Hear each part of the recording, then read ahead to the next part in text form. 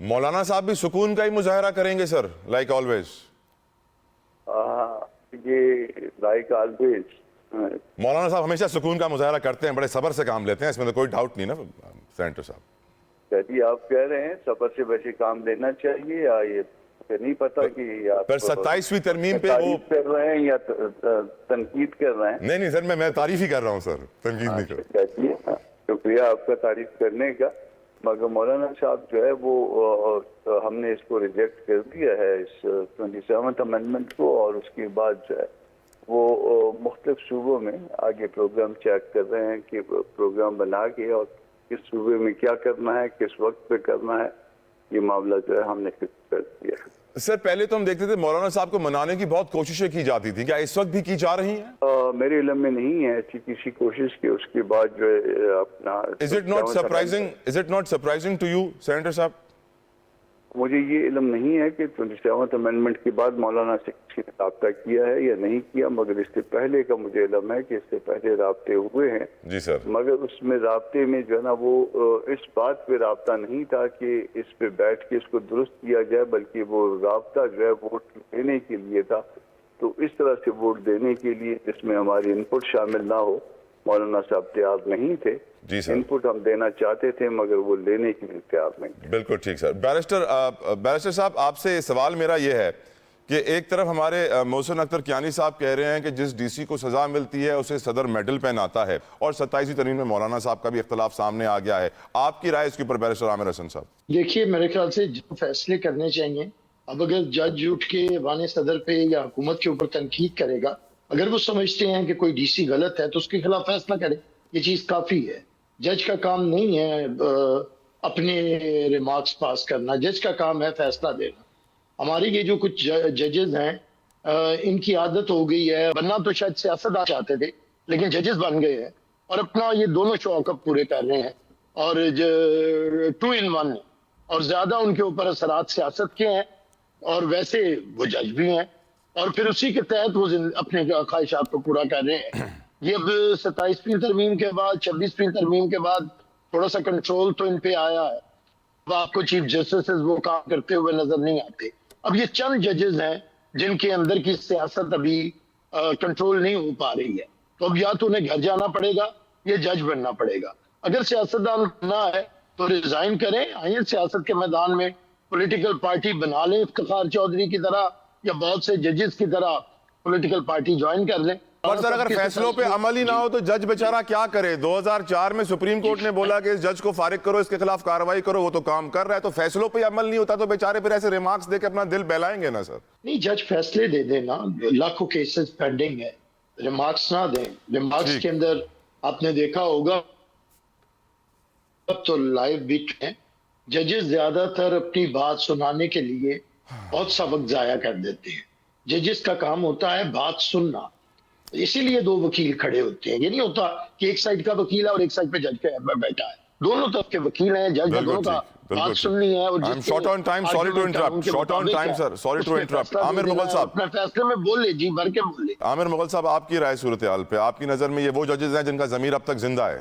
Barrister عامر حسن صاحب بڑی عجیب و غریب سی بات کر رہے ہیں کہ ججز کو جو ہے ان کو اسٹیٹمنٹ یا بیان نہیں دینا چاہیے، فیصلے دینے چاہیے۔ آپ ججز کے فیصلوں کو مانتے کب ہیں بھائی جان؟ ججز نے، سپریم کورٹ کے ججز نے فیصلہ دیا، الیکشن کروائے آئین کے مطابق، 90 دن کے اندر آپ نے وہ فیصلہ موٹے سے بوٹ کی نوک پہ رکھا۔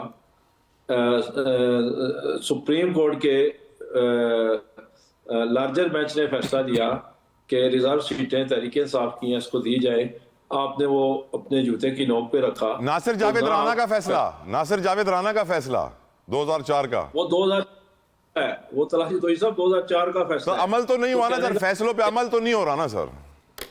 تو میں یہی کہہ رہا ہوں، سٹیٹمنٹ تو چھوڑیں جج کی، آپ تو فیصلوں کو نہیں مانتے اور سپریم کورٹ کے فیصلوں کو نہیں مانتے۔ اس وقت طلعت جتوئی صاحب، پاکستان میں کوئی آئین و قانون نہیں ہے، کوئی پاکستان میں سپریم کورٹ اور کوئی عدالت نہیں ہے۔ مغل صاحب، جب بھی آپ کی حکومت دوبارہ آئے گی 5 سال، 10 سال، 15 سال، 20 سال کے بعد، آپ یہ 26، 27ویں، 28ویں سب ریورس کریں گے؟ نہیں دیکھیں، انہوں نے تو آئین کا حلیہ ہی بدلا دیا، نیا آئین بنائیں گے یا آئین ہی ختم کر دیں گے؟ سنیں انہوں نے تو آئین کا حلیہ بدلا دیا، یہ اب متفقہ آئین نہیں رہا۔ پہلے ایک متفقہ آئین تھا 73 کا جو آئین تھا وہ متفقہ آئین تھا.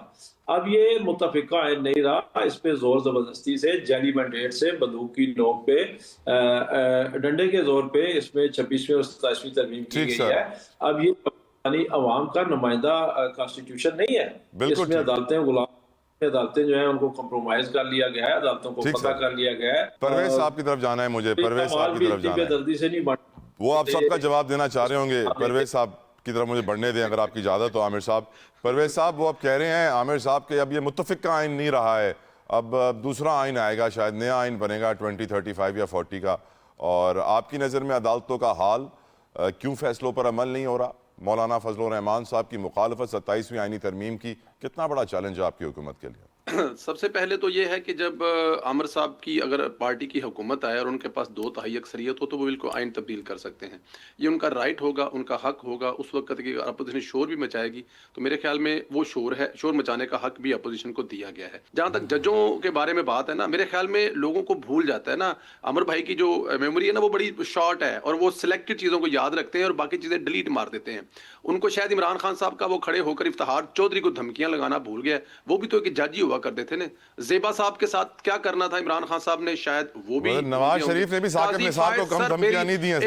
ایک تو عمران جی بھائی آپ کر لیں, میں بعد میں کروں. میں نواز شریف نے بھی ثاقب نثار کو کم دھمکیاں نہیں دی ہیں سر, ایڈ کر رہا تھا سر کوئی بات نہیں سر, آپ بالکل اور بھی 2-4 نام لے لیں, لیکن ایٹ لیسٹ میرے والا اگر بات مکمل کر لوں تو پلیز کریں. میں ایڈ کر رہا تھا آپ کی بات میں سر. جی اچھا جی چلو, عمران خان صاحب نے اس کے بعد آگے چلے جائیں. پھر اس کے بعد قاضی فیصلہ کے خلاف جو کیا میرے خیال میں ان کے دور حکومت میں وہ بھی آپ کے سامنے ہے.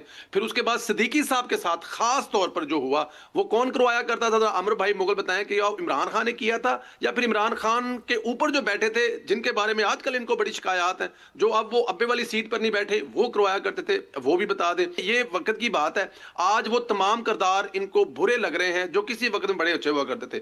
جہاں تک ثاقب نثار کی بات ہے جو آپ نے جواب دیا, میرے خیال میں اگر آپ ثاقب نثار کے بارے میں حق میں بات کر رہے ہیں یا کہہ رہے ہیں کہ ثاقب نثار بڑے اچھے تھے یا ثاقب نثار کے کارنامے ایسے تھے کہ اس پہ کوئی تنقید نہ کی جائے یا بات نہ کی جائے, تو میرے خیال میں یہ بہت بڑی زیادتی ہوگی. آج اس ملک میں جتنے بھی مسائل ہیں اور جتنے مسائل عدلیہ سے ختم کیے جا رہے ہیں, وہ ان میں ایک بہت بڑا ہاتھ جو ہے وہ ثاقب نثار صاحب کا تھا, جن کی وجہ سے آج یہ حالات پیدا ہوئے. ان کو ٹھیک کرنے کی کوشش کی جا رہی ہے اور اس میں کوئی شک نہیں ہے کہ عدلیہ جو ہے اس ملک میں ایک متوازی طاقت بن گئی تھی. وہ بلکہ اگر کہا جائے نا کہ اسٹیبلشمنٹ سے بھی 2 ہاتھ اوپر چلی گئی تھی. آپ اپنا فیصلہ دیں, دنیا کے کسی ملک کی مثال دے دیں, آپ مجھے امریکہ, کینیڈا, انگلینڈ, کسی بھی ملک کی, ہندوستان کی مثال دے دیں, بنگلہ دیش کی مثال دے دیں کہ وہاں کی عدلیہ ملک چلا رہی ہے, وہاں کی عدلیہ کے ججوں کے ٹکروں کی ٹی ویوں پر بھرمار ہے اور اسی کو حرف آخر سمجھ جائے. دنیا کے کسی ملک میں مجھے بتائیں کہ فیصلہ لکھنے سے پہلے کس لیبین مافیا سے ملایا جا رہا ہے ملک کے وزیر اعظم کو, جو بقول آپ کے 4 دفعہ لیکن 3 دفعہ وزیر اعظم رہے ہیں اس ملک کے. تو میرے خیال میں یہ زیادتی ہے جو ججوں کی طرف سے کی جا رہی تھی, عدلیہ کی طرف سے کی جا رہی تھی. اگر آئینی عدالت دیکھیں 1920 میں پہلی آسٹریا میں آئینی عدالت بنی تھی, ابھی جا کر اس ملک میں بنی ہے جو میثاق جمہوریت میں بے نظیر صاحبہ نے اور میاں محمد نواز صاحب نے فیصلہ کیا تھا. تو کہاں پر غلط ہے یا کیا غلط ہے؟